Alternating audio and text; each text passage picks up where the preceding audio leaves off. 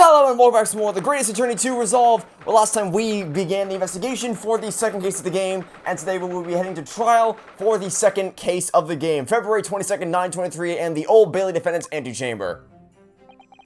The Old Bailey. This place always makes me feel strange. I seem to get chills down my spine and break out in a nervous sweat all at the same time. Well, I didn't think I'd be back here so soon. Soseki-san? Yeah, I had a feeling. Good morning.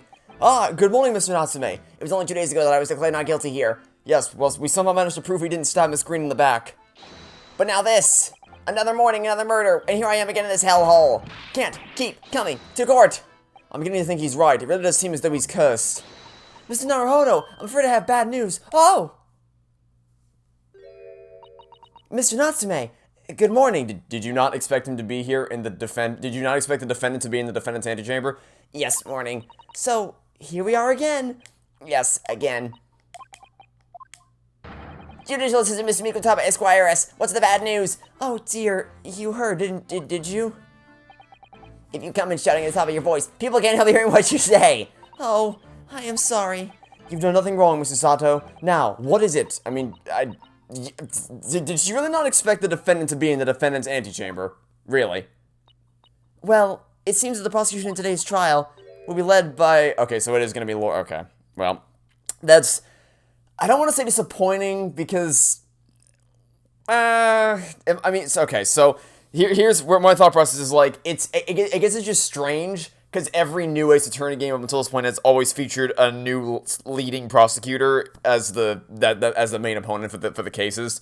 And yeah, they always have people come back. So you have Edgeworth come back in Justice for All, and Francisco von Karma come back in Trials and Tribulations, and yada yada yada, etc. etc. etc. You always have a returning prosecutor, but by and large, you still have like your new lead. So you have the main lead of Edgeworth in the first game, von Karma in the second game, Godot in the third game, Clavier Gavin in the fourth game, Blackwell in Dual Destinies, Nayuta Samadi in Spirit of Justice. There's always a main rival you have for the game. And for the first game, it was clear that was Van Zieks. So I kind of talked about this in the first case. I didn't really know whether they were going to have another prosecutor or not because they only ever showed off one prosecutor for the marketing. So I didn't really know what to expect. Which I guess because I guess the whole idea is that it's supposed to be. Which, by the way, I'll talk about this more in the finale. This should have shipped initially as one huge game. It should not have shipped as two individual games initially. But I'll talk about that in the finale. So I guess it makes sense that the prosecutor's the same because it is meant to be that one overarching story, but still, I don't know, I guess it's just weird to not have a new prosecutor to meet. Plus, I was kind of hoping for a new one since Van Ziek's kind of like he's not a bad prosecutor, like he's far from the likes of Clavier Gavin and Nayuta Sadmati, but he's not exactly reaching the top tier anytime soon. Van Zieks? Oh no! Oh no! Yes, Mr. Set the courtroom on fire and assault innocent people in the gallery. The so-called Reaper of the Bailey, the most legendary prosecutor in the land. For this century. In the trial 2 days ago, he pursued Soseki-san and I relentlessly, of course by the skin of our teeth. We managed to pull through, but still. Perhaps Mr. Natsume's acquittal in the last trial wasn't the end of the matter. After all, yes, I know what you're thinking, the legend of the Reaper that says, nothing can save a person in the dark when Lord Van Zieks is the prosecutor. Oh, no. That even if that person is found not guilty, the accused will meet a mysterious end one way or the other. And we've experienced it firsthand. A man we successfully defended met the most terrifying end after his acquittal right here in the Old Bailey. Right, because this takes place before the final case, so you don't... Right, yeah. I have to put up with those ice-cold eyes boring into my soul again. Cursed by evil spirits and now by the Reaper. A petrifying perils, potentially. Well, if it's potentially, at least you appear to have hope, Mr. Natsume. I don't, Locum student, Mr. Naruhodo Esquire. Yes? I'm innocent, you have to believe me. You more than anyone now. Don't worry, I'll be your steadfast ally every step of the way in this battle, I promise. I mean, as the defense attorney here, you think you would be. And this promises to be a hard battle, I fear. Well, the trial is scheduled to begin shortly. We should move into the courtroom. Let's go. Oh, yes, I forgot to say. I'm afraid he won't be able to make it. Mr. Shone's mean. Oh, darn. What a shame. I was so looking forward to... It's probably for the best. Yes. Yes, it is. Let's not beat around the bush here. Oh! If he were here, I might be tempted to rely on his help, and that could be seen as weakness. If Lord Van Zeeks were to notice, he'd prey on him mercilessly. Yeah, that's the reason why we don't want him here. Surely. Yep. At least that's my gut feeling. Mr. Naruhodo. You're right. Yes, you're so right. Oh, well said, locum student Mr. Naruhodo, Esquire. Well said. I swear on this sword on my side and on the spirit of Kazuma that it harbors. I'll show him what a Japanese lawyer can do. I'll set you free with honor. Oh, yes. Alright, let's get this show on the road. February 22nd, 9:40 a.m., the Old Bailey courtroom. I see some familiar faces in the jury this time. In the name of Her Majesty the Queen, I hereby declare this court to be in session. I now call upon the counsels for the prosecution and defense to declare their willingness to proceed. Here's our vampire friend back at it again. The prosecution is ready. The defense is ready, my lord, and I've received a wardrobe change since last time. Readiness for the trial, my learned Nipponese friend, is not what the defense needs. You need eyewear to protect yourself from the shards of glass that I will be sending into your eyeballs when I break my glasses. My several wine glasses. What you need is readiness for your inevitable defeat. Hey, remember the last 2 times we faced off against you? Yeah, those didn't go so well, did they? For you. It's not just in my imagination, it's really there. Lord Van Zeeks has such an animosity towards us Japanese for some reason. It was some time ago now that he first became known as the Reaper of the Bailey, I believe. These past few years, he hasn't appeared in court at all. Yet now he's back in the courtroom, though for some reason, only when I'm defending. This Reaper, with his curious disdain for us Japanese, is a prosecutor shrouded in mystery. Still, this isn't the time to be pondering that. I have to concentrate on Soseki-san's trial. Furthermore, I now call upon the 6 ladies and gentlemen of the jury. You have been chosen at random to represent the will of the people in this trial. Are you ready to fulfill your duty? Yeah, so at this point, I'm just expecting that there's going to be some kind of reveal later in the game that the jury system is just rigged from the get-go. Because if it's not, if there's no in-story explanation for why the jury is so constantly stacked against them, or stacked towards them, because every time the jury was brought up previously, there was always someone on the jury that was pivotal to the results of the case. That had literally anybody else been chosen to be a juror and not them, the case would not have been resolved in the way that it did, which is pivotal to the stakes of the story and not good. If there's no justification for why the jury is the same or not the same, but the jury is stacked with people that are plot relevant every time, that's not good. That's not a good thing. So I'm hoping there's gonna be some kind of explanation. Absolutely, I had a feeling this larrikin wasn't innocent before. I must say that I feel especially ruthless on days when my hat refuses to sit right. Oh, well, I rather like how you're wearing your hat. I think the ruthless look is very fetching, actually. Okay, well, she's new, so she's probably evil, because she's the only one on this jury that's new. I need to be somewhere at 10 o'clock. I have a very important meeting. Let's make this quick. I couldn't agree more. I need to take home 5 bob tonight, or the missus will go through the roof.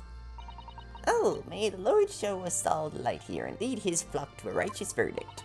I say he's just as useful as ever. The British jury system is so very different to our own, isn't it? It's quite extraordinary to think that the power of the judgment is in the hands of 6 members of the public, and that the judge can only pass sentence when all jurors are in agreement about the defendant's guilt.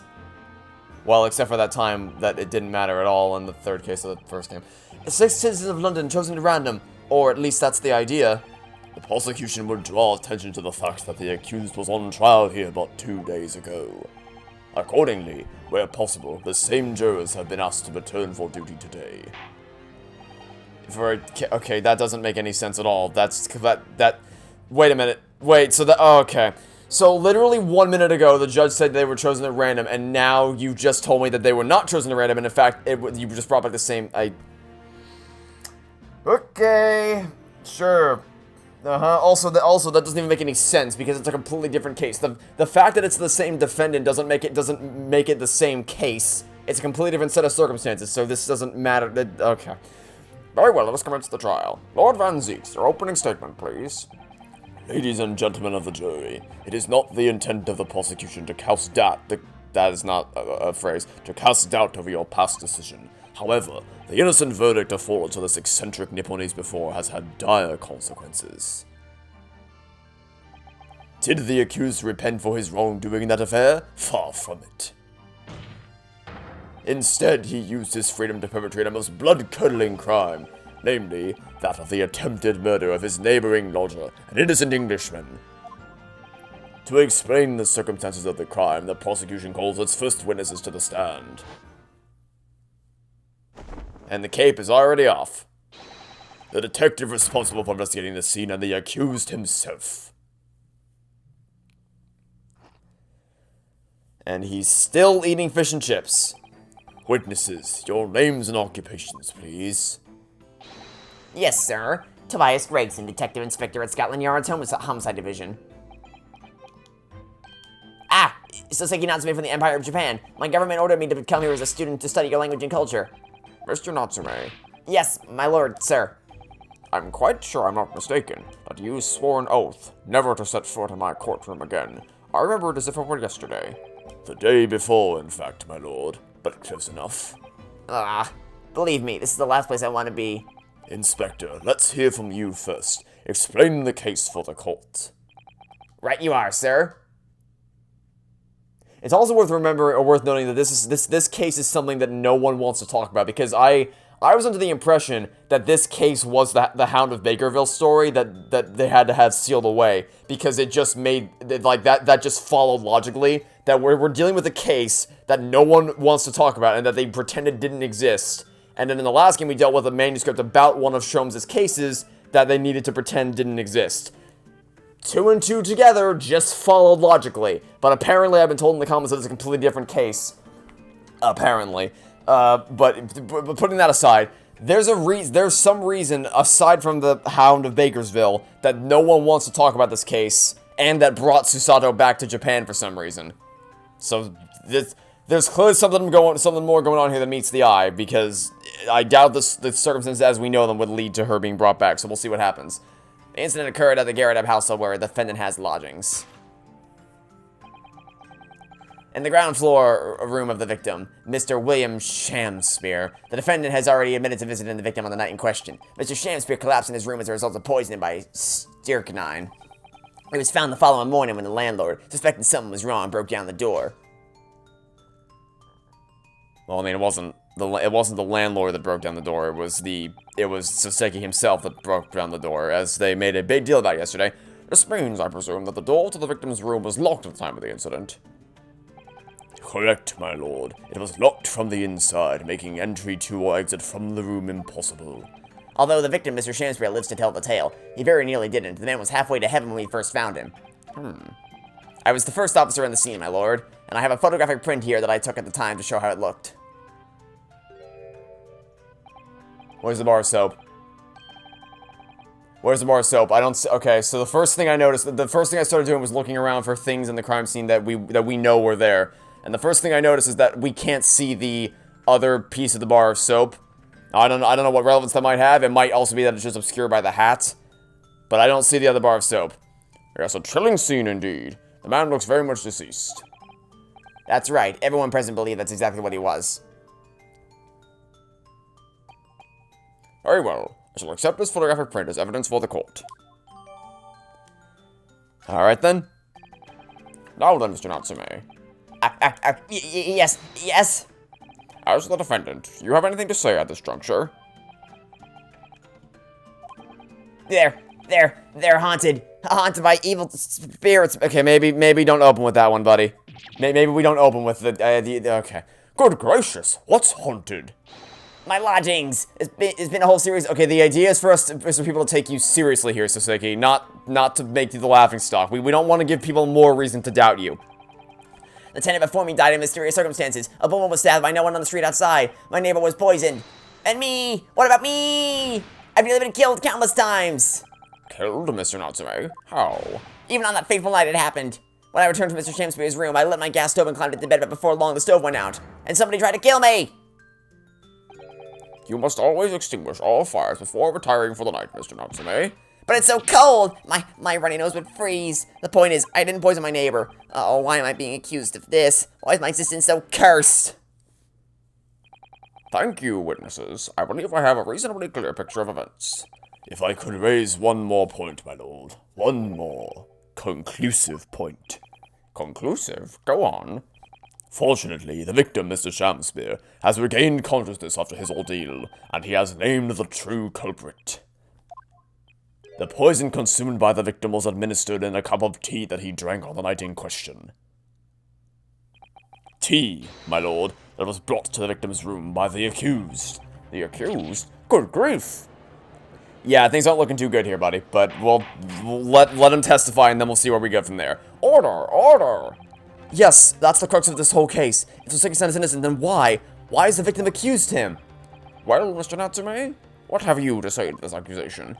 That evening, yes, I did take some freshly brewed tea with me when I visited Mr. Shamspear's room as a gift. The public water pump outside always freezes at night, so I bought bottled water especially to make it. And this is the result. Never will I touch tea again. Never! The public pump was frozen, you say? That's not information we've heard before. That will do, thank you. Now, according to our laws, the defense must have the opportunity to cross-examine witnesses at least once. Therefore, I call upon those witnesses now for a formal testimony. I presume the prosecution has no objection? He would if he could. None whatsoever, my lord. Good. Then you will give your account of events on the night in question to the court now. Yes, my lord! Okay. Probably not good for my throat to be doing voices tonight, because I'm recording this after I ate dinner, and the dinner I had scratched the absolute hell out of my throat, so my throat is not doing too well. But, you know, doing it for you guys. The catastrophic night. It was around 9 o'clock that evening when I visited my neighbor and I took some tea with me as a gift. We had a heated literary debate over a nice hot drink, after which I went back to my room at around 11. Ah, my tea was completely harmless. He couldn't have locked the door behind me otherwise, could he? Strychnine takes some time to have an effect on the body. People don't keel over immediately after taking it. The victim would have been perfectly able to lock the door after his guest left. The argument still stands. Okay. No, once again, no inherent contradictions. Yes, I see. It all seems relatively straightforward. Excuse me, but a testimony does raise one rather crucial point, I think. Mr. Natsume claims his tea to have been as harmless. Presumably, though, the teacups have been examined for traces of the poison, haven't they? Why did I think of that? Well, I just assumed they already had been. What has happened? No, you... Big brain Scotland Yard, everybody. Silly me assumed that you would have already done that if you... Okay. Did I hear you correctly, Inspector? Scotland Yard has failed to examine the suspect's substance when your entire case is revolved around the suspect's substance? How many times were you dropping your head on the way here? How could you have overlooked something so important? Is that the first thing you should have done? My learned Nipponese friend is falsely and says, oh, do tell. The inspector says Scotland Yard was unable to examine the tea, not that it was overlooked. That doesn't matter. That literally doesn't matter. Your case revolves around something which you cannot verify. Whether the issue isn't whether you could. The issue is the fact that you didn't, regardless of your capabilities. Meaning your case is built on literally nothing. Unable. Why? It's simple enough. There was none left. Not a drop. Still built on nothing, buddy. Still built on nothing. With current scientific techniques, it's not possible to test for poison under such circumstances. We only need a drop, but that one drop does actually have to exist. Funnily enough. The lack of examination notwithstanding, it appears nothing other than the tea passed the victim's lips on the night in question. I see. Thank you. The matter is clear. Cast your eyes over the jury, my learned friend. What? You can see it in their faces, I'm sure. The recognition of the accused's guilt. Your client's fate is all but sealed. I haven't even cross-examined yet. Maybe get off your high horse, buddy. In mere moments from now, you will lose. That's the other thing. Is that in every game that's not Apollo Justice, including Spirit of Justice, by the end of the game, I usually felt at least a twinge of compassion for the prosecutor. Because even, like, Nayuta was terrible, but at least by the end of the game, I'm like, you're trying. Like, you're really, really trying. I get it. But, like, it's still not all the way there. Every other prosecutor by the end is like, you kind of feel bad for them, then you understand where they're coming from. And again, I get that it's not the end of the Chronicles. I know we still have more cases to play. But, like, we're really far into the duology at this point, and I still don't really have a reason to like you. In fact, I think your ranking in my list of prosecutors is going down the more I play. I'm just liking you less and less. In mere moments from now, you will lose, and your compatriot will be damned for all eternity. He's right. I can feel all 6 of the jurors looking daggers at me. But I can't let them beat me down. I won't. Counsel for the defense, proceed with your cross-examination. Yes, my lord. Alrighty then. Cross-examination. The catastrophic night. Okay. So, do we have any evidence I haven't checked yet? I feel like before we, because I made this mistake last time. I made the mistake last time of not examining evidence in the first case, so I can't examine these things because these are just straight up text blocks. You can't hide anything on a torn piece of an envelope. I don't think. So just a. I was gonna say it's just a bar of soap, but there appears to be something here. Oh, what is it, Mr. Naruhodo? This bar of soap. When we first found it, I could have sworn there was some sort of round disc in this depression just here. A reddish one. Yes, you're right, I remember it too. But now the depression is completely empty. Where could the disc have gone? Huh. The little reddish medallion from the center has mysteriously vanished. That's interesting. That's very interesting. Okay. And then I guess we can examine these. These are the ones you examine for poison, right? Which, I guess you're right. They do kind of look empty. This must be the cup that Mr. Shamsky was drinking from then. It's stained on the inside. Tea does it, I'm afraid, even green tea. Oh, really? I've never noticed before. You never noticed? Well, I never leave it in the cup long enough to leave a mark. I like to gulp it down. Drink tea while it's hot. That's the Japanese way, isn't it? Oh, dear. So many people seem to have the wrong idea about our culture, and most of them are Japanese. And I guess there's a different examination thing for this one. This is the teacup from which Mr. Natsume was drinking. Yes, unlike the other one, the inside of the cup is completely clean. I suppose he must have drunk the contents before the tea had a chance to leave a mark. I always gulp it down, too. Sorry, Mr. Naruhodo? Well, if you just sip it little by little, it goes cold. Clearly, I shall have to instruct you in the proper way to take tea. Okay. There was no tea ring on the inside of Mr. Natsume's cup. Alright then. That felt like a complete waste of time, but okay. Well, that didn't get... I was hoping that there would be something in those evidence pieces that would lead me to a contradiction, but that did not happen. So, I guess we're just gonna have to move on. The only thing that really stood out to me is that you said, takes not have an effect on the body. Can you be more specific with that, please? Yeah, usually... Because that was the problem with the first case, is I got stuck because I didn't examine the evidence, so I had to examine it before I could proceed, but this time we tried and that didn't get us anywhere. How long does it take for symptoms to appear, then? According to the coroner I was speaking to at the yard, about 30 minutes were after the poison was consumed, and the victim suffers violent convulsions, cramping, and stiffness, and eventually dies from asphyxiation. So there's a 30-minute interval between when the poison is ingested and the onset of symptoms. There seems to be a lot of different types of poison in the world, that's for sure. Oh dear, death by poisoning again. It's always so awful. 30 minutes is a long time. Certainly long enough for the victim to have locked the door behind the accused after he left. You can't deny that, and it further degrades Soseki-san's alibi. I had the medical report from the doctor who examined the victim here, my lord. It spells it out, really. The accused is the only person who could have done it. Very well, the court will add the support to the court record as evidence. The report issued by Scotland Yard's medical officer, it obviously mentions the poison as well as other details gleaned during the police investigation. Oh yes, I see it here. Delayed onset of symptoms. Great. Okay, so that's obviously not great for us. Oh, I did the thing where now I get to hear them talk. Yeah, I didn't want to do this. I was preferring to, I forget that you have to listen to them talk before you can actually look back around to this one. Okay, so let me actually read the thing again, because I'm sure there's gonna be some kind of detail in here that is gonna be pivotal. Okay. Ingestion of a small quantity of strychnine, toxic effect was present 30 minutes after ingestion. High likelihood of the substance having been mixed with the tea the victim was drinking, but no sample could be obtained for testing. Kind of important if you're trying to base your whole case around that, wouldn't you say? Ingestive conclusions, the poisoning incident occurred around 1:30 a.m. on... No it didn't.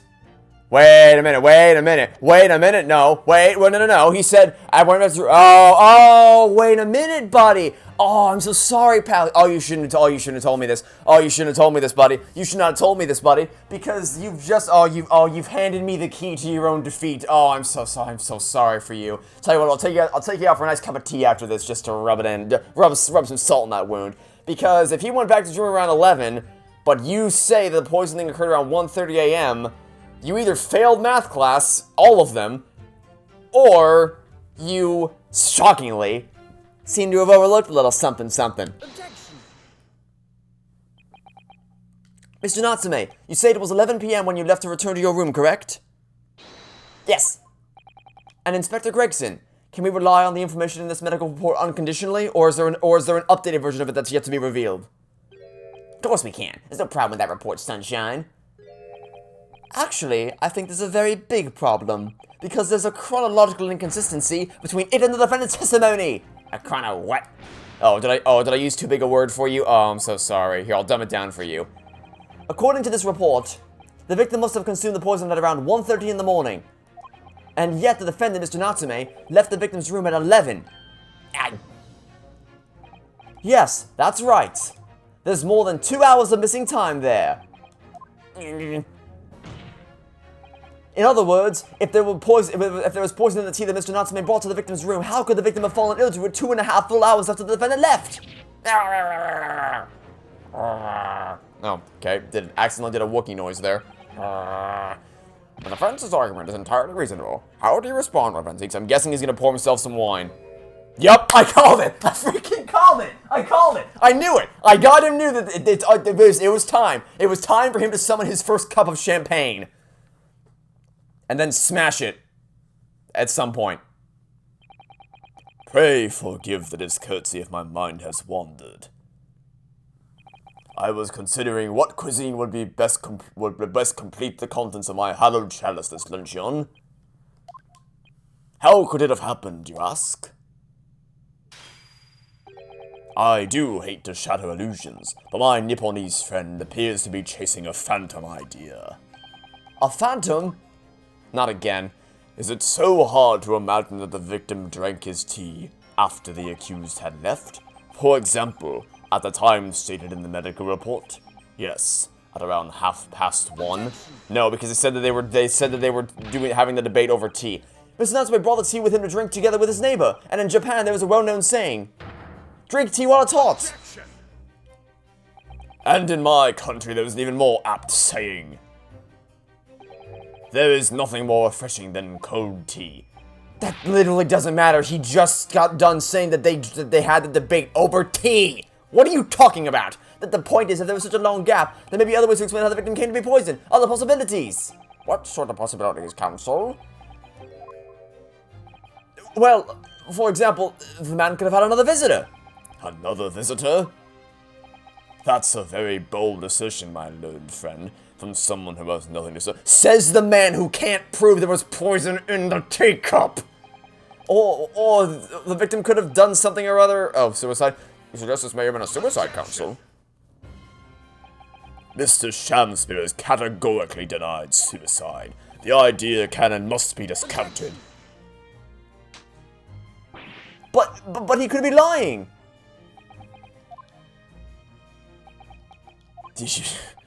Nothing? Is something wrong, Lord Van Zooks? I was listening to the sound of the carriage pulling up outside the courtroom. Pray, forgive the discourtesy. Carriage? What carriage? It would seem that the key player in this case has just arrived. William Shakespeare himself, I'm guessing. Here to give us a dramatic showcase. Great. More Shakespeare dialogue, my favorite. Out with candle, life's but a walking shadow. Oh, Jesus Christ. A poor player that struts and frets his hour upon the stage, and then is heard no more.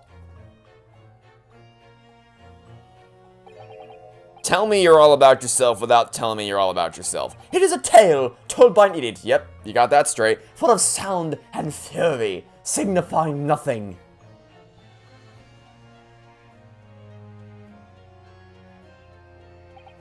Who, sir, are you? William Shakespeare, my lord. Alas, 'twas I, undone by these bitter events. I am the victim. What is he doing here? I mean, I'm not stunned. I'm not surprised to see him here. I figured he'd show up at some point. The prosecution seeks to call this gentleman to the stand. With his testimony, my learned friend's futile resistance will be utterly crushed. You're calling him as a witness? I mean, I don't see why not. Very well, counsel. I grant your request with interest. I'm curious to discover what the court shall hear from the victim himself. Oh, good God, you are just... Your head is so far up your ass you could lick your nostrils clean if you wanted to.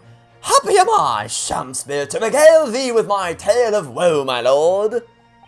But I still have my own tale to tell. My own tale of woe or worse woe. I can regale the court with the tale of my perfect innocence in perfect English. That will do, Mr. Natsume. Let the court now hear from the victim. Oh, good lord. Hello. Oh. So it's... I guess they found this guy. Alright, so that's Mr. Shakespeare. But who's that other man beside him? It's the other guy from the last time we saw these two. I think I feel sure that we've caught a glimpse of that man before. State your names and occupations for the court, please, witnesses. A writer of words so sweet they do send for the breeze, an inventor of ideas so profound they compose the earth. The unrivaled poet, the unmatched scribe, William Shakespeare, were the great bard to make the culture life anew. Lo, what a magnificent man! Good fellows, I'm he who ponders such a miracle, William Shakespeare, otherwise known as Pretentious. Oh, name's Meterman. Adrian B. Meterman. Adrian B. Meterman. Get it? Because he's a meter man. It's funny. Please laugh.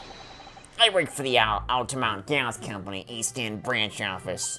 Ah, I remember now. It was yesterday on Briar Road. Oh yes, she's right. It's him. Yep, I got it. I got it. Thanks. I got it. Thanks, game. Although I must say, it's nice to be able to load in a flashback without having to wait 3 minutes. 3. What? Yes, I like how our mouse friend is still there. We spotted him outside Mr. Garadev's house that morning, and he's a gas company employee?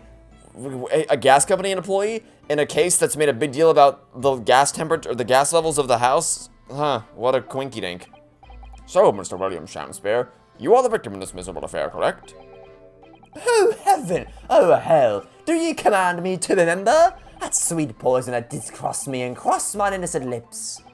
I subpoenaed him for the trial, with his doctor's permission, naturally. Hearing the testimony of the aggrieved will remove any room for doubt from the jurors' minds, I'm sure. Behold, you have only to rearrange the letters of my name to see that me's a seraph, an angel indeed. Thus be I noble of mind, sweet of nature and verily, honest of heart, as all the heavenly angels be. Because there isn't a less contrived meaning in your name. No, not at all. The jurors seem to be very moved by this man, I'm afraid. Yeah, because the whole world loves Shakespeare, even though he's terrible. Well, I can't speak to him personally because I didn't know him. But I have read his stories and they suck. They're actually taking this seraph anagram idea seriously? Thank you, witnesses, for your illuminating introductions. But my lord, what's the man next to Mr. Shakespeare doing here? The gas man, I mean. Ah, what? Me? Well now. Allow me to enlighten my learned friend. You recall, I presume, your earlier impertinence? When you suggested the victim had another visitor to his room on the night in question, and moreover, that the victim is a compulsive liar. I said that he was lying, not that he was a compulsive liar. Those are two very different accusations. I didn't quite say that. You're putting words in my mouth, and you're strawmanning me. I'm being so definitely not used to that here. This young chin-stroker is here to controvert your wild claims conclusively. Ah, yes, because you've done such a bang-up job of conclusively contradicting me in the past. Is that not so, Mr. Meterman? Hang on, no, I'm just here. I hereby call for your formal testimonies. You will tell the court as lucidly as possible what happened on the night in question. One may smile, and be a villain. Yes, it doth pain me, but let the truth be spoken. The truth of that wintry night on my discontent.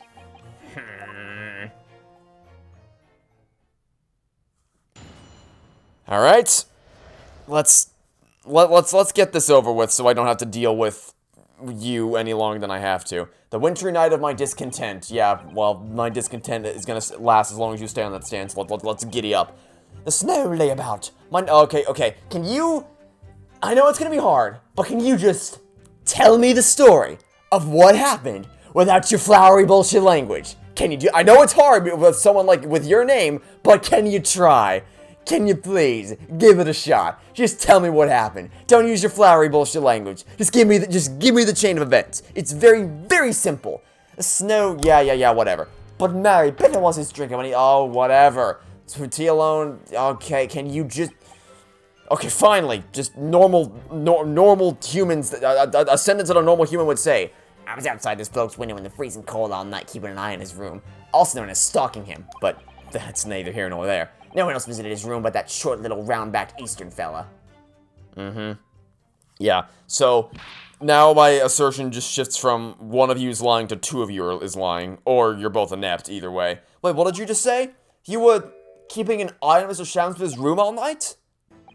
That's right. Of course, the bloke's window is all but blocked up, isn't it? But there's a little gap in the bricks where you can see into the room. So I spent the night trying to keep my teeth from chattering in as I peered through that. My question is, sir, why? Well now, that's because he's on my list. Your list? What a piece of work is a man! Wherefore was that... Oh my god, you're...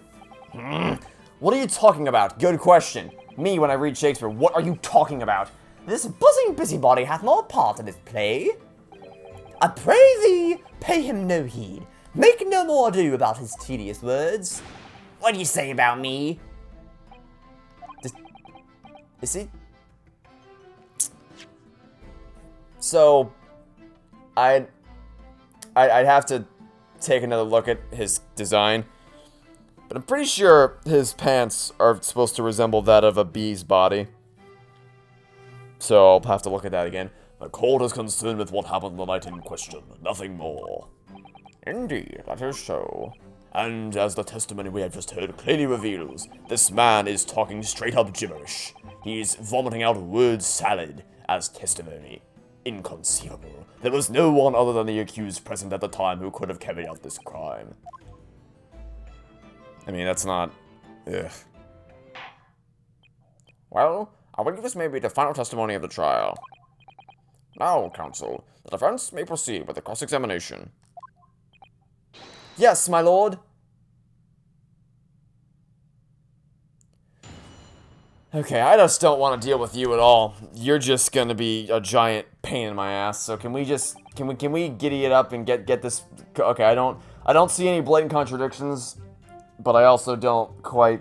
I wouldn't even know where to spot one with this gibberish language. So we're just gonna press and hope for the best. Few inches later. Surprisingly, that got us absolutely nowhere, because Shakespeare just did his little Shakespeare thing the whole time.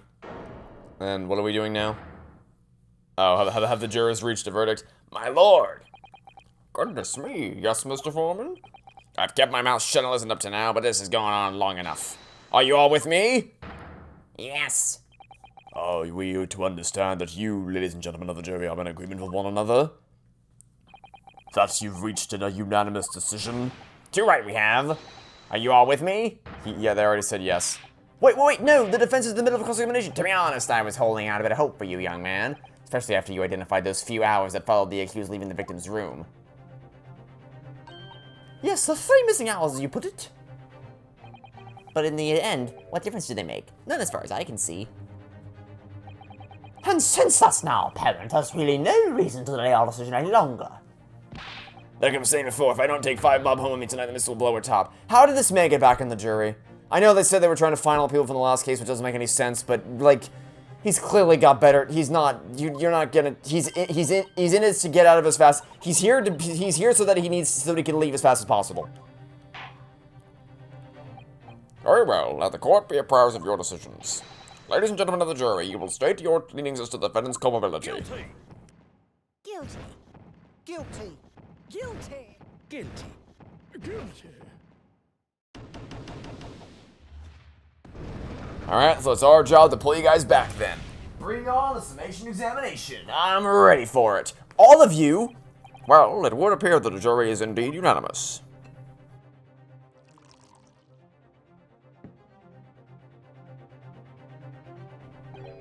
So, this time at least, it seems justice will be done. All's well that ends well, as they say. This calls for a toast, I feel. To the guilty being punished. I mean, it's not over yet. We still have our submission examination. Can I, Mr. Naruhodo? Please! This trial isn't over yet. What do you mean, Mr. Sot? Did you already forget? What about the information I found in this encyclopedia of British law I have? That obscure right that belongs to the defense... Okay, this one just makes no sense. It makes no sense for you to have forgotten this and for her to reintroduce it to you. Like, I get it's because it's the second game and they have to reintroduce it, but the context for this makes no sense. You've already been through this before. You would not have forgotten about this mechanic. Ugh. And this is where they explain the mechanic to those who haven't played. Do you really think there's anybody that like, pre-Chronicles, do you really think there's anybody on the planet that bought the second game without playing the first game first? Is there anybody on the planet that did that? Like, I know law of averages and all that, but that seems a little extreme for that to have been the case. Whatever it takes, I just can't let that happen. The defense moves to invoke its rights to a submission examination model, and even if there were people who hadn't played the first game, they would be the minority anyway. Why am I not surprised at my learned Nipponese friend's inability to admit defeat? You choose to cling desperately to some archaic rule you barely comprehend instead of accepting the truth. Certainly no other defense counsel in recent times has exercised the right to... What is happening? Did I wake up in a dreamland? What is happening? Did you all forget the first game? Are you kidding? What? This is how you, like... Okay, can we stop? Can we get out of this place? This is how you rip me right out of the story. Is you do stuff like this.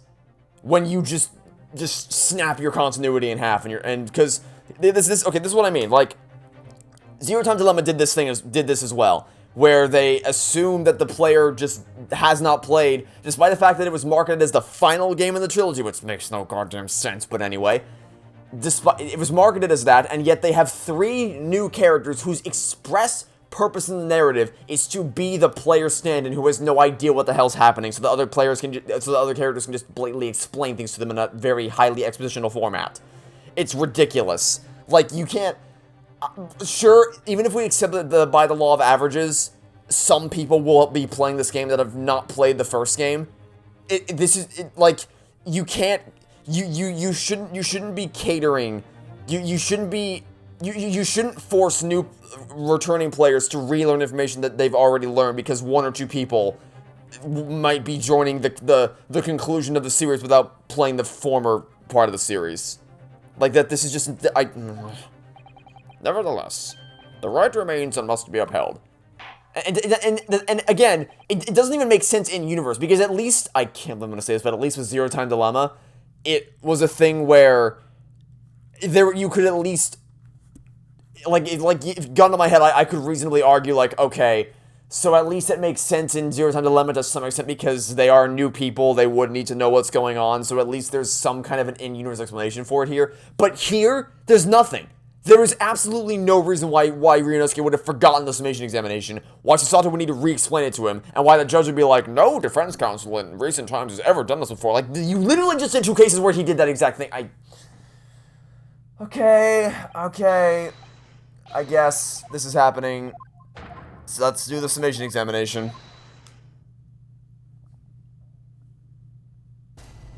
Judicial findings. Bring it on. The victim may not be well off, but he's a noble man and straight up. There's no reason to doubt the man. Well, I do declare the good gentleman has no reason to lie. In fact, I think he's rather splendid. Just look at the accused by comparison. He's Japanese, stoops all the while, has a mustache, very fishy. Everyone's racist in this universe. Has no evidence to suggest the gangling actor is a fraudsman. For now, at least. For now, at least. I really don't care. Like, I just need this trial to end quickly. Why are you here? How did this man get on the... Oh my god. 3 hours of missing time is nothing when you reach my age, you know? Nothing at all. Oh, good lord almighty, okay. I knew it! Every single one of them is completely convinced. It would seem that all the jurors I've come to the conclusion that Mr. Shamsbury is a fine, upstanding, and honest citizen. Well, that's not true, because the fourth one was like, for now at least, so she thinks there's something. I guess that's probably what I have to do. I probably just have to pit her against probably any of them. Anyone that said that there's no reason to doubt, or there's no reason to doubt him, I can just pit her against them. If you ask me, they've all been bewitched by his strange theatrical movements. And sadly, nothing Mr. Natsume has said appears to have registered at all. Well, here goes, let's not forget. I pleaded with the jury on Soseki-san's behalf before, and it worked. So now you remember. Oh, now you remember that you did this. It might be an idea for me to remind you that exactly. Oh, no, you don't need to remind me how it worked. No, god damn it, no. Thank you for the kind offer, Mr. Sato, but I've been through plenty of this. Yeah, except that you forgot that you did this before. But that's whatever. I think it's important that we don't delay the start any longer than necessary. Of course I understand. I'm quite sure you're right. If you're confused by anything at any point, you can turn to me for advice whenever you'd like. I'll be here for you. The key to this is really listening carefully to each juror's statement. Yeah, I get it. I've done this before. I swear to God. Hey, if I push the button that says I know how this works, can you not explain to me how it works? That'd be great. Thanks. Yes, my lord.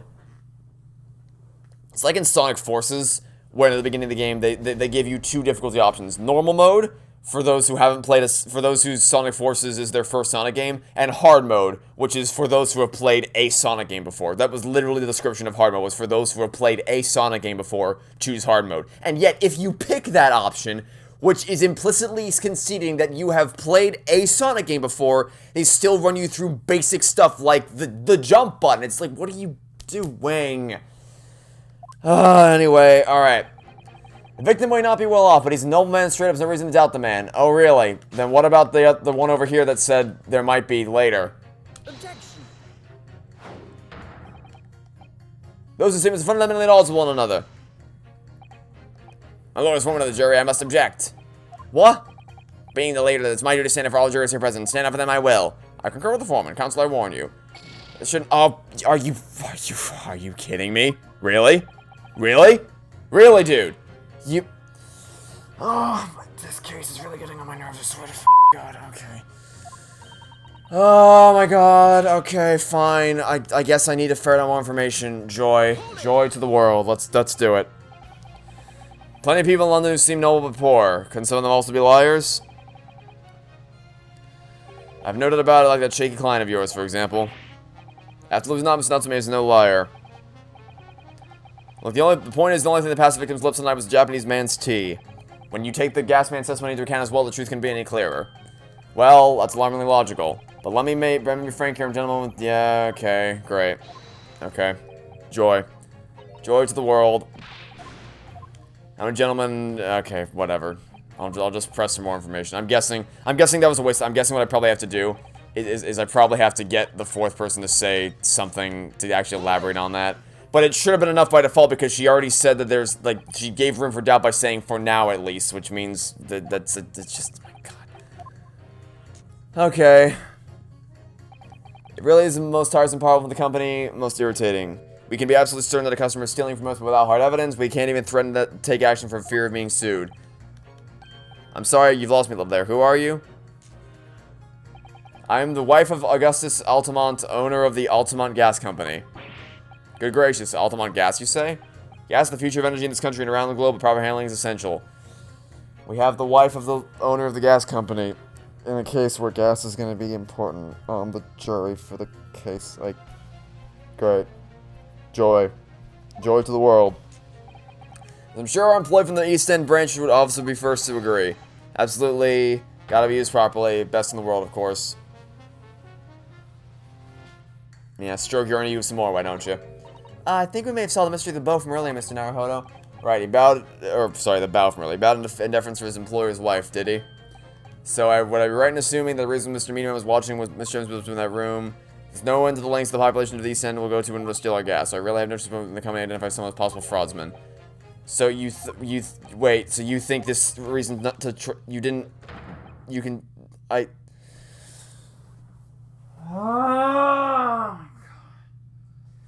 Hey, remember when you said that there's no reason not to trust him? And now you're saying there's a reason to trust him? Which you clearly knew ahead of time since you said for now at least? Oh my God, okay, great. Joy, I don't care what Shakespeare dialogue you crap out this time. Okay, joy to the world. This could, yep, great, great. So now it'll work. This should have worked before. Should have worked before. Objection. But fine. It should have worked before. She said there was room for doubt in her statement, and he was steadfast. Should have worked because in real life, if this happened, if there was one person who said, nope, he's definitely good, and then the other person's like, well, I mean, for now, what would happen is the first guy would say, what do you mean for now? Tell me more about that. What do you mean? So if I pitted those two against each other, they would bite each other's heads off. But in this universe, like, nah, you gotta get her to say the things she already knew anyway. Great. Awesome. I love it. Those statements are you for our counsel. Juror number 1. What are you yelling about, lad? I presume you've heard juror number 4's statement, made by the wife of the owner of Altamont Gas? Well, yes. The victim who you claim to be a noble, straight-up man, in fact turns out to be a common thief. Which you should have said out of the gate, because it's just directly contradictive to the... Okay. Alright, it's fine. It's fine, it's fine, it's fine. We don't have evidence as such just yet. But the claims aren't baseless, you know? What? You heard me. Seeing as the operation has already been compromised, I would suggest that the court hears testimony from our East End branch office employee over there. Yeah, so it wasn't his pants that looked like a bumblebee, it was his satchel that looked like a bumblebee. But, still.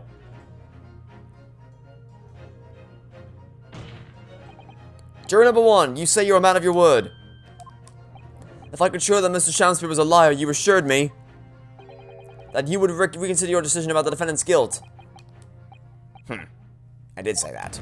And as a man of honor, I'll hold to it. Oh, well, yes. Now that we've found out the man's liar, perhaps we ought to consider the matter further. It's that easy. It's that easy.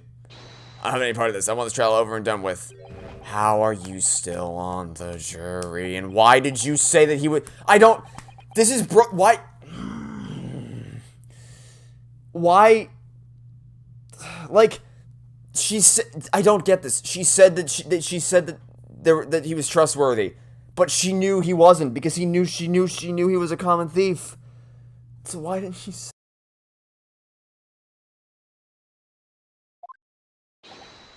Let's keep going.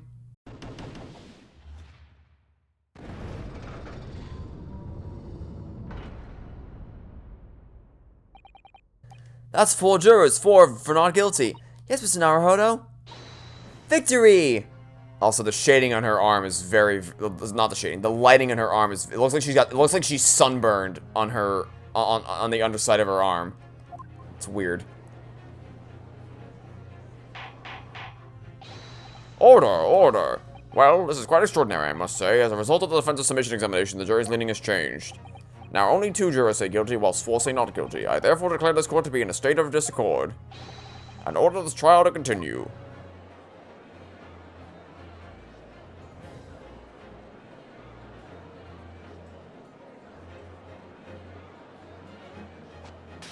Could you have taken any longer to smash that glass? You have spoiled the bouquet, Mr. Shamspeare. The ladies and gentlemen of the jury now find they are unable to trust you, the victim. But you gods will give us some faults to make us men, so God mend me, I do swear. This gasman speaketh that which concerns him most, not but gas, not but thin air. Aye, it burneth quite a while, but it hath no substance, and it doth reek foul. Yeah, I'm sorry, he just looks like a bee. He just looks like a bumblebee in this pose. What'd you say? Do I take it, Mr. Shamspeare, that you deny the allegations of gas thievery? Most heartily, my lord. Hast thou forgot? I am a seraph, an angel, noble of mind, sweet of nature, and verily, honest of heart. Said the thief. Mr. Shamspeare, if in fact you are not of noble of mind, sweet of nature, honest of heart, if you are a liar, then your testimony should have no sway in this courtroom. It is my considered opinion that at the present time, no other possible culprit of this crime has been identified. All testimony heard by the court thus far heavily implicates the defendant. In short, it would not be unreasonable at this stage for me to rule on this case. Oh no. I mean, like, that's the thing, it shouldn't really have mattered, right? Because being a thief doesn't inherently make you, like, the man was attacked, and whether or not he's a thief, he wouldn't really have a motive to lie about who attacked him. So this shouldn't really have any sway in the standings whatsoever. I don't... Ugh. I believe it would have been inappropriate for this court not to pursue the points further. I assure you, my lord, that would be a waste of the court's time. The gas and this case are unrelated. Well, we know that's not true. Juror number 4. Yes? Didn't you say before that although you had no hard evidence to prove this man had been stealing gas, you have strong grounds for suspecting him? That's right, we do. Don't we, worker? Like, this is what I mean. Every jury is just stacked to help the case as much as it possibly can be. How does this keep happening? This game had better hope to high heaven that there's some kind of explanation for why the jury keeps getting stacked. Because this is insane luck if there's none. Very well then. We will hear your testimony now. You will tell the court precisely why you believe the victim, Mr. William Shamsbury, has been stealing gas. Yes, my lord, it will be my pleasure. If I may, my lord. Go ahead, madam. This worker's testimony may have a significant bearing on the good name of my husband's company. Therefore, I should like to take the stand alongside him as a supervisory role, if you wouldn't mind. Oh yeah, sweetest honey. Yeah. Very well. As an exception, I shall honor your request. Thank you, my lord. Hey, what was your plan if she wasn't on the jury? Like, I don't get this. The whole goddamn point of the jury is it's supposed to be just random people. Just your average everyday, just your average Joe. Wandering the streets, minding their own business. And then they're called in as literally to be the average person to be the impartial observer on the trial. Not to have literal direct relevance to the case at hand and be called to the stand and questioned. That's... Oh my god. On the subject of the illegal consumption of the Altamont Gas Company's fuel. Yes, and is that clear, my good man? Clear as Altamont gas, my lady. Which is the clearest in the world.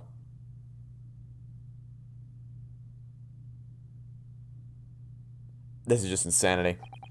Do you think the gas has gone to his head, Mr. Sato? I think the man is just a very dedicated employee, Mr. Naruhodo. Those two conclusions aren't necessarily mutually exclusive. In fact, they might be in support of each other. The Altamont Gas Company, something or other. Proud to be the company's East End branch investigator meter money collection agent. Altamont gas meters accept through-penny bits, each coin giving customers about 2 hours of gorgeous gas. And yet the meter in Mr. Shamsbury's room didn't have a single coin in it. Oh, okay, so then there's the there's the justification for okay, so it was hiding here, right? Yeah, okay. Well, here we go. Here's where the coin was. It was in the bar of soap. Boom. Problem solved. Boom. We done diddly did it, everybody.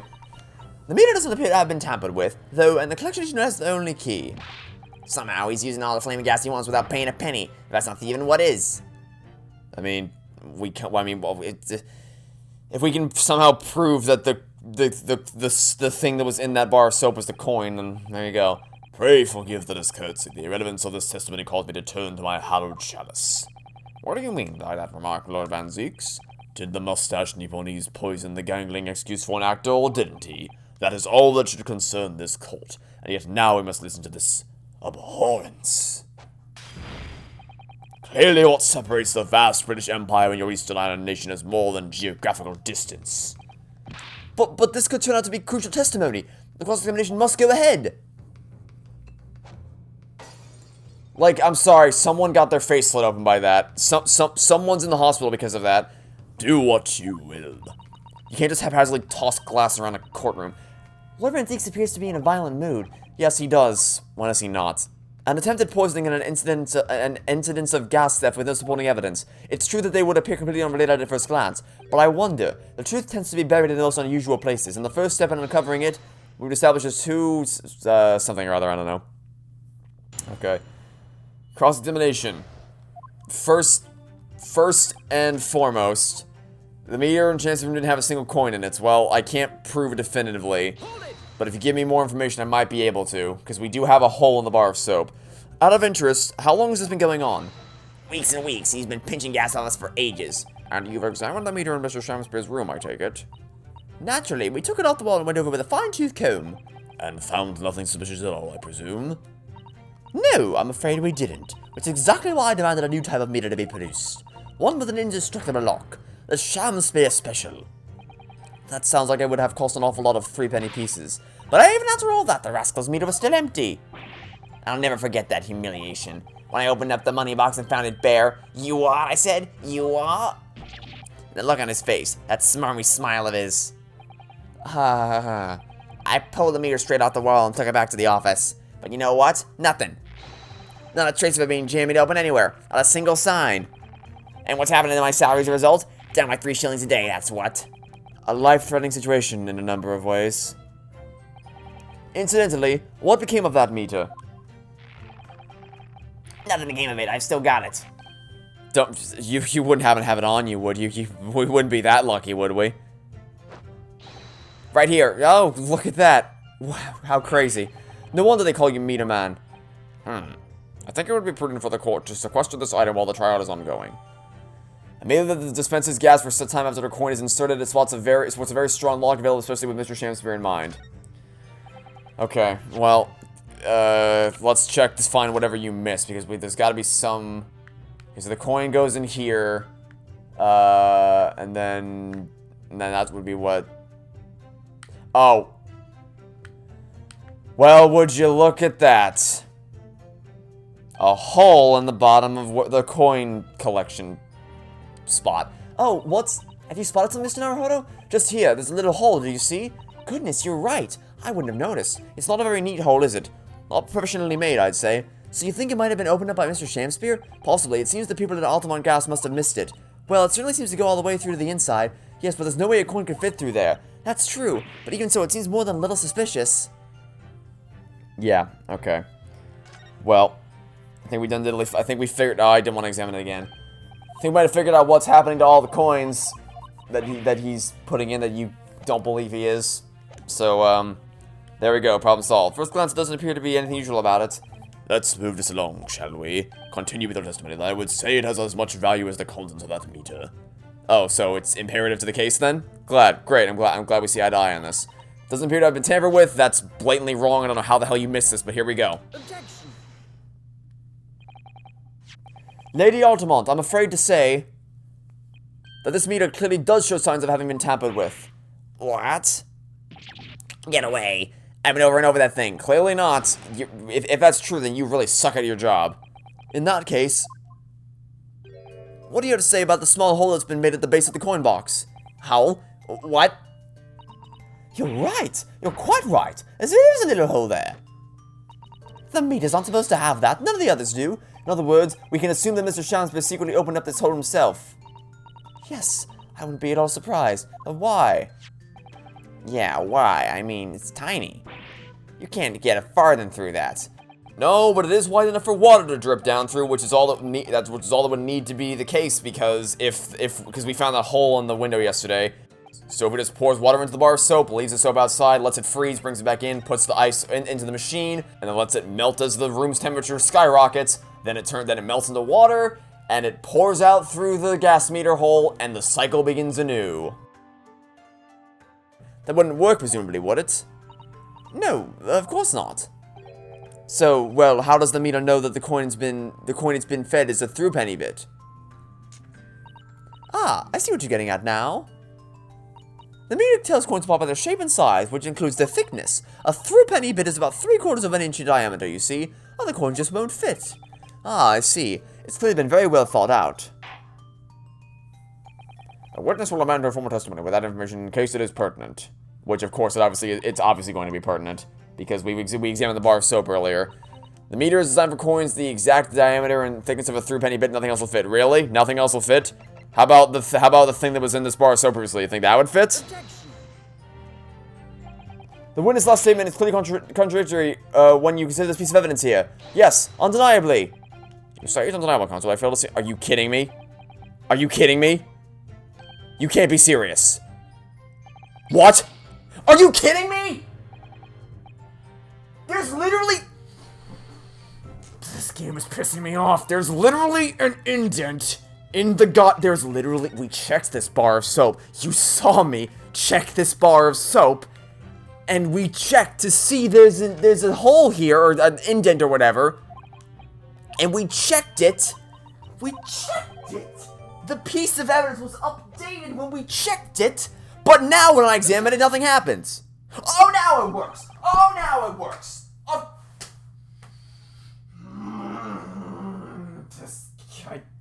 This case is really grinding my gears. I swear to God. First it's the bullshit with the summation examination where you have to hand hold me through, walking me through the steps of how it works again. Even though this is the second game in a duology where the stories are intrinsically linked with one another, there's no way anyone's playing this game without playing the first, and even if there is, you shouldn't cater to them. Then there's the issue of the fact that the juror statements 1 and 4 should have been pitted against each other with or without the pressing, but I had to press them anyway, which is just a blatant waste of time. Now, that's then we found that someone on the jury is imperative to the case at hand. Once again, literally the wife of the owner of the freaking gas company, which evidently this case is centered around. Then, as the final nail in the coffin, you saw me check this bar of soap earlier. We examined it. We can clearly see that the hole of the indent is there, and it matches the coin in question. But nope. You gotta check it again. I'm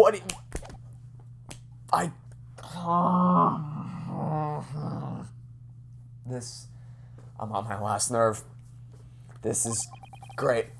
If the diameter and thickness were to be correct, the meter would accept any object as if it were a through penny bit. Is that correct? Yes, that is correct. Well, by something of a coincidence, while we were investigating in Mr. Shamspeare's room, we found a particular item that matches the dimensions perfectly. Something the same size as the threepenny bit. The item in question is this. What? Have you been inhaling gas? That's a bar of soap. It certainly looks nothing like a threepenny bit, I must say. It looks like I'm going to have to point out exactly what do we really have to. I feel like this would be pretty obvious, but okay. I will happily point to the circular indent that is right here. You have to turn over the soap to see what I mean. I don't know why you didn't show them the side that had the hole on it. Are you referring to that round depression in the middle of the soap there? That's right, a depression that's approximately 3/4 of an inch in diameter. Or in other words, almost exactly the same size as a threepenny bit. Yeah, get away. Does anyone here present have in their possession a threepenny bit? Quickly now, hand over your coins, ladies and gentlemen. It sounds rather like a highway robbery, doesn't it? Thanks to a kind member of the public in the gallery, I have here a threepenny bit. Now, to see if it fits, Did you not have any on you yourself? my word, it couldn't be more snug. Yes, as I suspected. This, without a doubt, is a vital clue to explain how the Altamont Gas Company is being defrauded. Well, I don't believe it.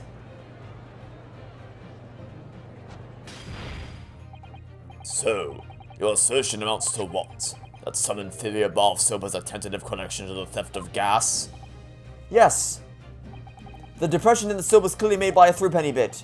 I must concur, at least, that pushing a coin with some force into a poor quality bar of soap such as this is a remarkably simple way of replicating the coin's shape. And then you can use, well, some melted wax or something to pour into the mold. You can make fake coins in no time.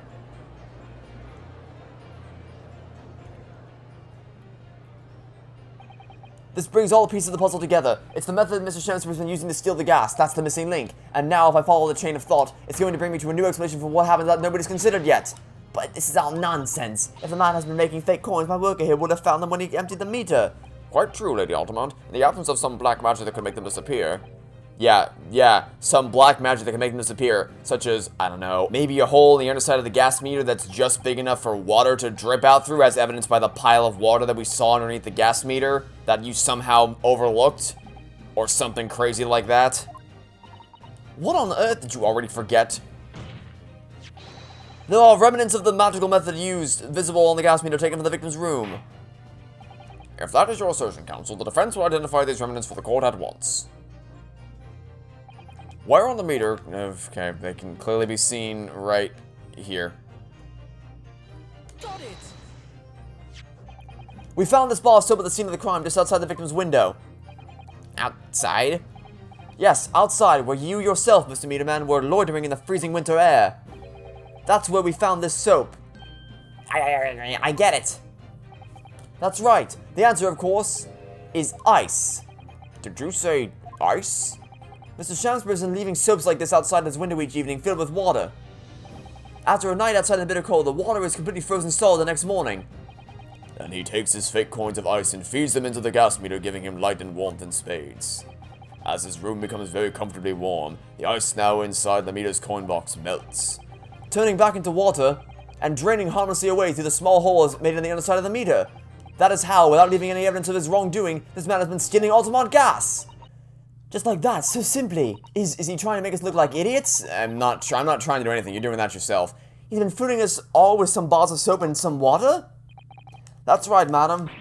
I don't believe it. It can't be true. Do you have any idea how much money we spent to develop that new meter? And now you have the audacity to suggest that a bit of soap and some water can render it totally useless? I'm fairly sure I didn't design it. Evidence!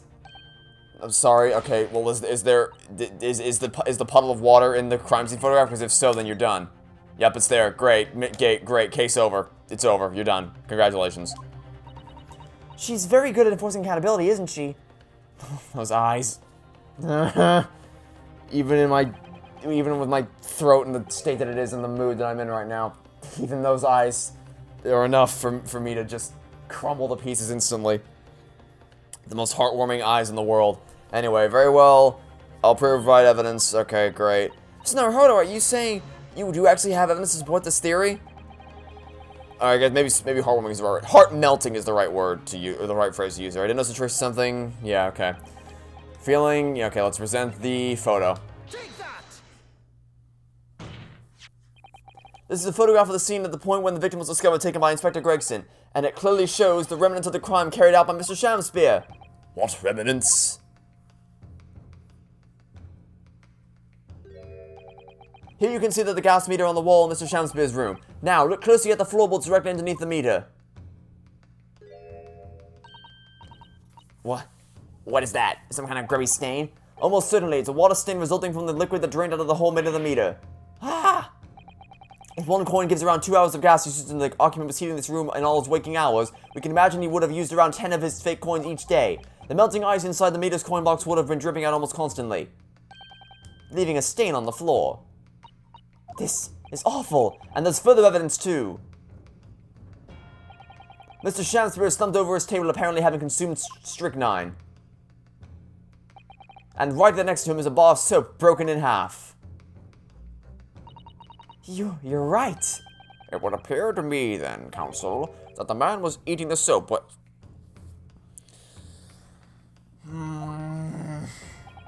Pardon me for disagreeing with your lordship, but certainly not. He didn't beat around the bush there, did he? In truth, Mr. Shamspear was found with a fork in his hand. A meal of soap is sounding increasingly... Do you mean to say he was using that fork to...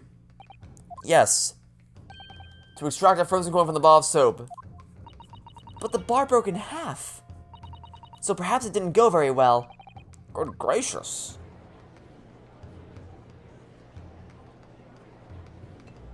And another bottle. Where do you keep getting these bottles from? Lord Van Zeeks, you broke into the bottle and probably sent 3 more people to the hospital. I was throwing my hand up in despair, and happened to catch my hollow bottle along the way. Pray forgive my maladroit mistake.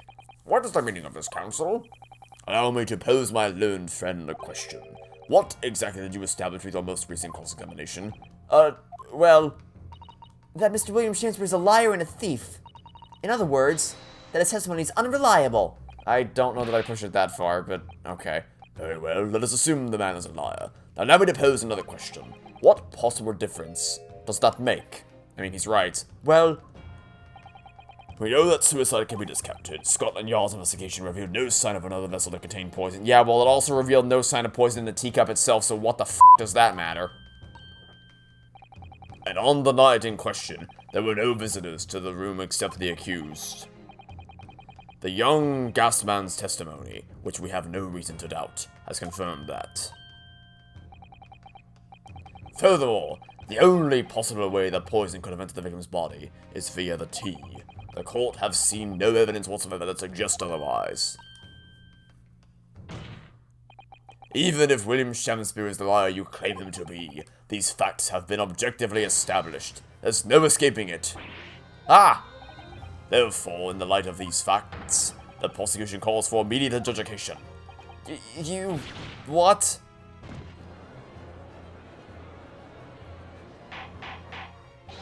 Order, order. Well, counsel, how does the defense respond? Mr. Naruhodo!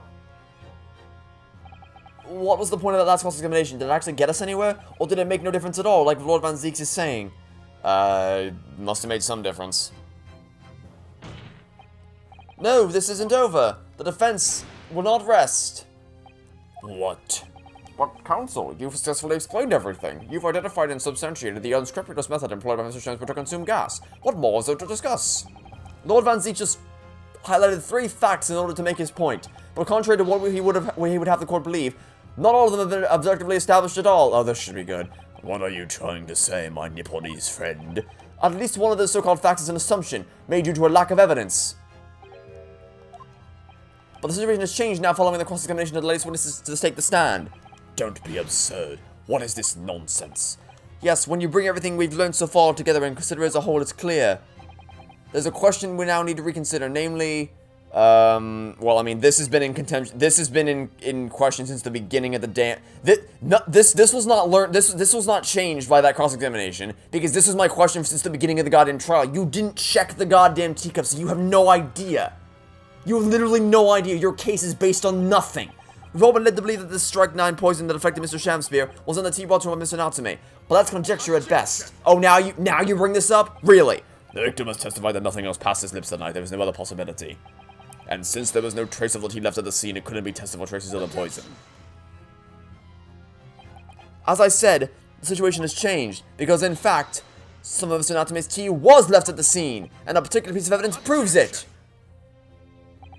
A ludicrous claim. Scotland Yard detectives investigated the scene exhaustively. What evidence are you suggesting they missed? The defense has made a bold claim indeed. Very well, counsel. Present your proof. What evidence from the scene of the crime can tell us about the nature of the defendant's tea? Let me guess, because the coin we found in the soap was red, it's gonna end up being tea that he poured in and not just straight up water. The soap again?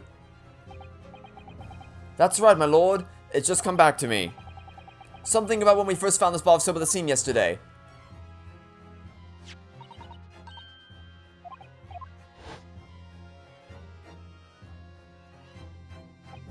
I'm quite certain that, when we originally stumbled upon the bars of soap, there was actually a frozen coin in each bar. So you discovered the gas thief's coin factory. Fascinating. In a way, yes, but there's more. The coins we found in the soap at the time weren't normal ice. There was something strange about them, you mean? Exactly. Something very obviously strange. They were red. The ice was red? No, you mean... That's right, it's obvious to me now. The fake coins in the soap were made from frozen tea. I would remind the court of a statement made by Mr. Natsume earlier in this trial.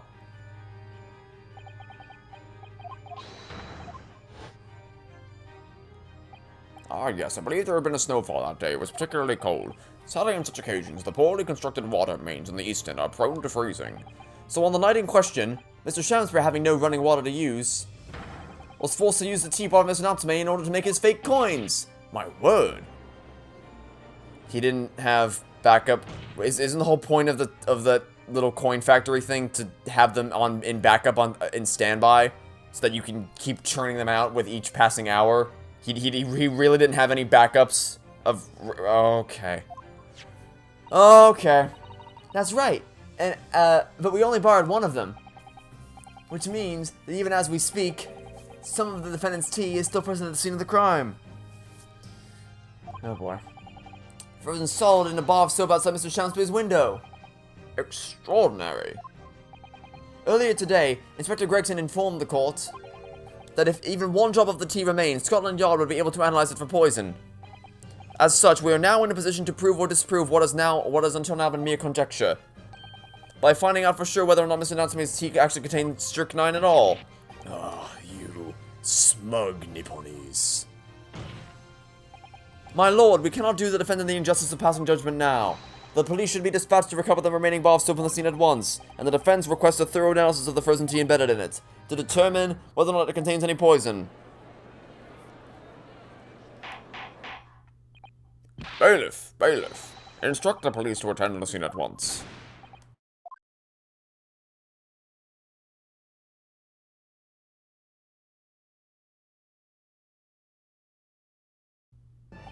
It would seem we have no choice but to suspend these proceedings for the time being. I trust you have no objection, Lord Van Zeeks. None, my lord. Scotland Yard will recover the tea from the scene and carry out the requisite test immediately. The trial will resume at the same hour tomorrow. The prosecution and defense may conduct further investigations as appropriate as the interim. Yes, my lord.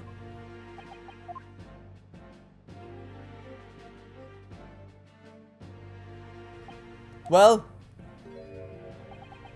we managed to scrape through there somehow. Thank you, counsels. Court is adjourned until tomorrow. Finally. Freaking finally, we have a case where it's actually split over the course of 2 days and not all just crammed into the same day. Wow, okay, wow.